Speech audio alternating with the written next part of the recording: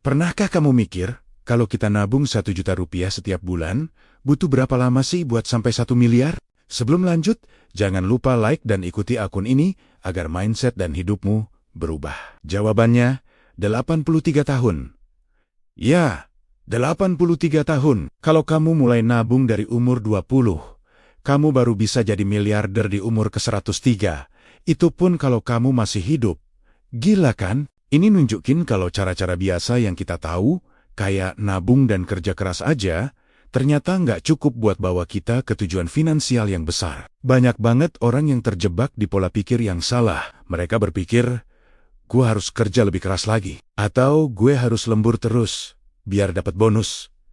Akhirnya, mereka malah menukar waktu mereka dengan uang. Mereka kerja dari pagi sampai malam, mengorbankan waktu sama keluarga, kesehatan, bahkan hobi, cuma buat dapat kenaikan gaji yang nggak seberapa. Pola ini namanya rat race, atau perlombaan tikus. Kamu lari terus di roda putar, capek, tapi nggak pernah sampai kemana-mana. Masalahnya bukan di kurang kerja keras, tapi di strategi yang salah. Kita diajarin buat jadi karyawan yang baik, bukan jadi pemilik aset. Kita disuruh nabung, tapi nggak diajarin cara mengembangkan uang. Kesalahan paling umum adalah terlalu fokus cari duit, tapi lupa caranya bikin duit kerja buat kita. Sekarang, coba kita lihat cara pikir orang-orang yang udah berhasil. Apa sih rahasia mereka? Pola pikir mereka beda. Mereka nggak cuma cari uang, tapi mereka membangun sistem yang menghasilkan uang. Mereka nggak menukar waktu mereka secara langsung dengan rupiah. Sebaliknya, mereka membangun aset. Aset itu bisa macam-macam. Bisa bisnis yang jalan sendiri, properti yang disewakan, investasi di saham, atau bahkan konten digital yang terus menghasilkan pendapatan pasif. Contoh nyatanya banyak. Coba lihat pendiri Gojek Nadiem Makarim.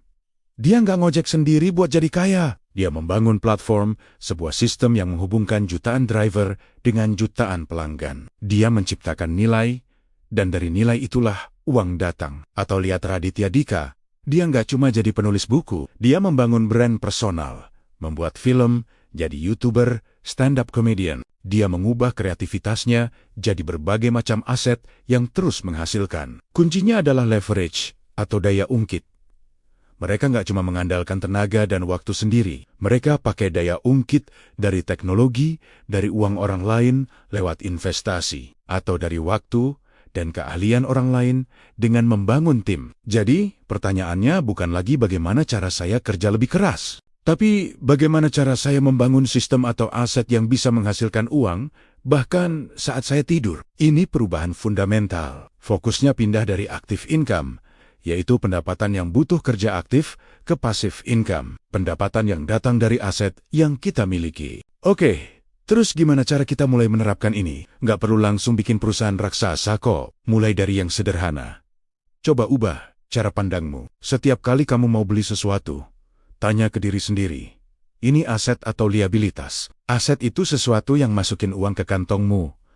Liabilitas itu yang keluarin uang. Jadi, daripada beli HP terbaru buat gaya, mungkin uangnya bisa dipakai buat ikut kursus online yang nambah skill kamu. Skill itu aset. Daripada nongkrong tiap malam, mungkin waktunya bisa dipakai buat mulai bikin konten di media sosial, membangun audiens.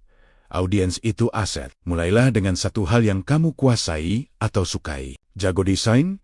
Coba jual template desain secara online. Suka nulis? Coba jadi copywriter lepas atau bikin blog.